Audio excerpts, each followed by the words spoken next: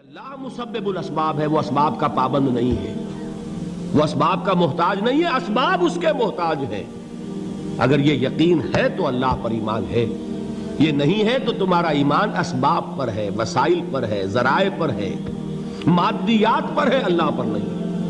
اس وقت کہاں راستہ تھا؟ کوئی راستہ تھا؟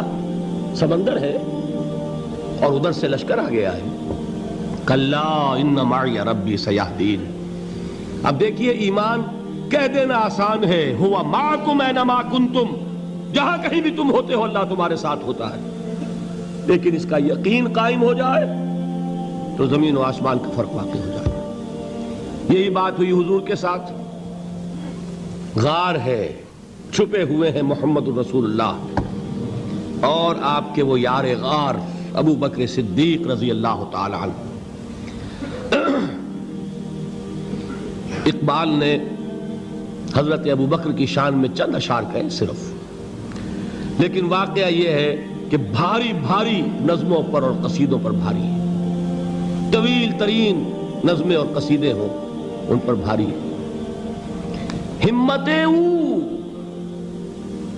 ابو بکر کی ہمت جو ہے، کشت ملت را جو ابر، جیسے بارش سے کھیتی اپجتی ہے، ابو بکر کی ہمت اور عزیمت اس امت کو اسی طرح سینچنے والی ہے۔ ثانیے اسلام و غار و بدر و قبر، وہ دوسرے تھے اسلام میں، دوسرے پہلے کون تھے؟ انا اول المومنین، حضور فرماتے ہیں سب سے پہلا ایمان لانے والا میں، دوسرے ابو بکر۔ ویسے ہمارے ہاں یہ چلتا ہے اختلاف، حضرت علی پہلے ہیں کہ حضرت ابو بکر پہلے ہیں، لیکن اس میں بڑی خوبصورت تطبیق قائم کی ہے علماء نے اور بہت صحیح ہے۔ چار کے بارے میں فیصلہ ہی مت کرو کہ کون پہلے ہے، ان کی ایک عجیب تقسیم کر دی ہے۔ آزاد مردوں میں، بالغ مردوں میں سب سے پہلے ابو بکر، بچوں میں سب سے پہلے علی، خواتین میں سب سے پہلے خدیجہ، اور غلاموں میں سب سے پہلے زید ابن حارثہ۔ بڑی پیاری تقسیم ہے، یہ چاروں ہی پہلے ہیں، ہر ایک کے لیے اولیت ہے۔ اور واقعہ یہ ہے کہ اگر زمانی اعتبار سے تعین ہوگا تو پہلے خدیجۃ الکبریٰ آئیں گی رضی اللہ تعالی عنہ، کسی اور سے بات کرنے کی نوبت بعد میں آ سکتی ہے، پہلے تو اہلیہ محترمہ سے بات ہوئی، آتے ہی پہلی وحی ہوئی ہے، ابھی تبلیغ کا حکم نہیں تھا۔ کس کو بتایا واقعہ؟ ابھی اپنی نبوت کی تبلیغ کا تو حکم ہی نہیں آیا۔ واقعہ کس کا ہے؟ وہ خدیجہ کا ہے۔ جب کہا ہے کہ خشیت علی نفسی، مجھے اپنی جان کا اندیشہ ہے، تو کیا جواب دیا خدیجہ نے رضی اللہ تعالی عنہا؟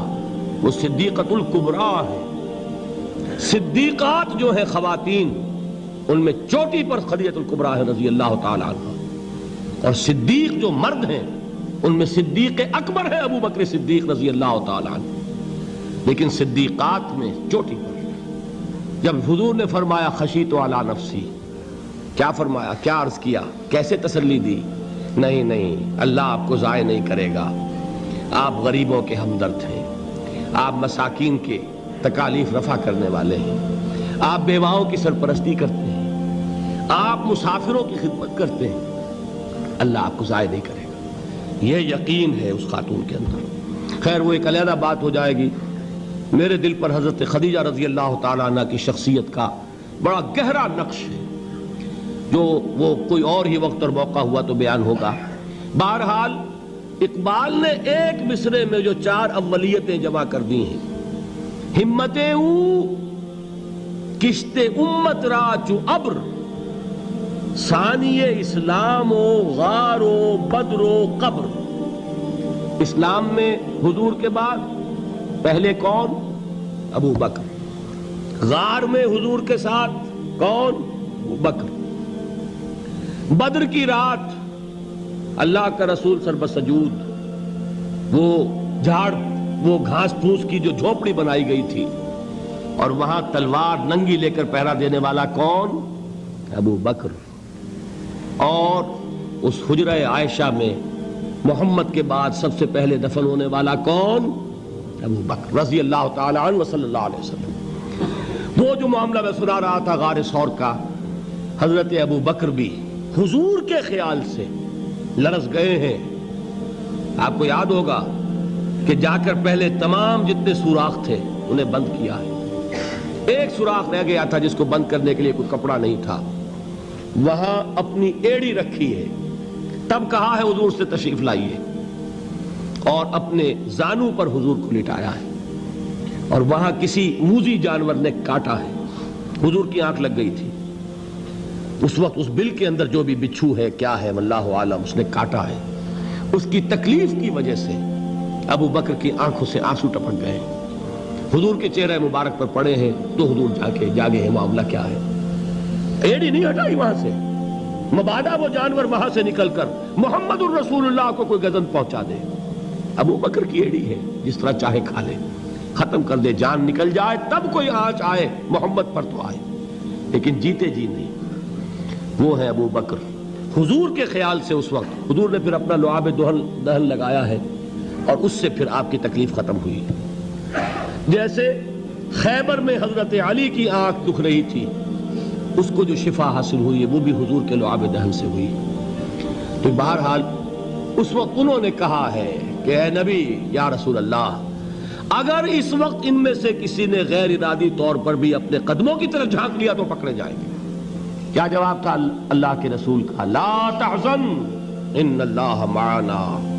اللہ ہمارے ساتھ ہے, کیوں گھبراتے ہو ابو بکر. یہ ہے ایمان باللہ, میرا مالک اللہ, میرا رازق اللہ, میرا محافظ اللہ, میرا مددگار اللہ, میرا پشت پناہ اللہ, میرا دوست اللہ.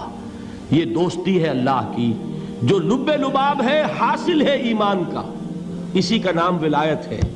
اولیاء اللہ کے سروں پر سینگ نہیں ہوتے. جس کے دل میں ایمان راسخ ہو چکا ہو وہی اللہ کا ولی ہے. جسے اللہ پر یقین ہو چکا ہے وہی اللہ کا ولی ہے.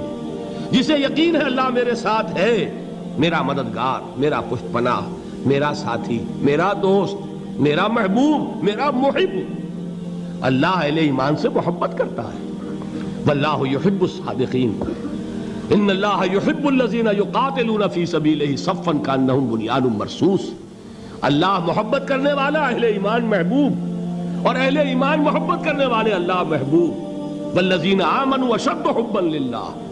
آپ تصور کیجئے جسے یہ رشتہ ایمان یا رشتہ ولایت حاصل ہو جائے, الا ان اولیاء اللہ لا خوف علیہم ولا هم یحزنون. آگاہ ہو جاؤ, اللہ کے دوستوں کے لیے نہ کوئی خوف ہے نہ کوئی حزن ہے. اور میں بیان کر چکا تھا, خوف اور حزن کے خاتمے ہی کا نام امن ہے. زوال خوف, زوال حزن. یہ خوف اور حزن کیوں آتے ہیں بار بار؟ اللہ تخافوا ولا تحزنوا, دونوں آ گئے. الا ان اولیاء اللہ لا خوف علیہم ولا هم یحزنون, پھر وہی دو. وہ کیوں ہے؟ خوف ہوتا ہے کسی مستقبل کی بات کا, یہ نہ ہو جائے, وہ نہ ہو جائے, یہ نقصان نہ پہنچ جائے, یہ تکلیف نہ ہو, یہ غضب نہ آ جائے. خوف ہے مستقبل سے.